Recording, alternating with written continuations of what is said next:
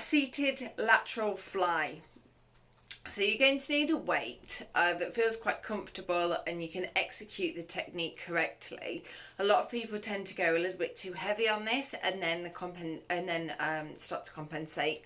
So they're not using the right muscle groups to therefore work the lateral deltoid or the posterior and anterior deltoid. So like I said, keep the weight nice and light at first. You can always progress if it feels a little bit too easy. So where you want to be feeling this really is maybe a little bit on top of the shoulder, but mainly down here. So it's down here, not necessarily into the front here and into the back here. These will be working, but we want to make sure that this is a prime mover. So unless you can feel that this is working, chances are is that the weight is still too heavy for you. So I like to do this one seated, just to make sure that we're not side bending to try and get the rest of the movement. So I've got a kettlebell today, but you can also use a dumbbell, you can use a resistance band, you can stand on the resistance band. Again, just make sure that the movement's coming from the side rather than from the front angle.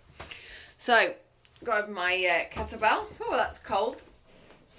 What I'm going to do first of all is really roll the shoulder back, so it's sitting nicely in the socket, and I can feel that my arm is pointing upwards and I've not got a rounded shoulder like that. Okay, so from there I want to brace myself, so I'm squeezing my trunk in and I'm guiding this arm up and then slowly back down again.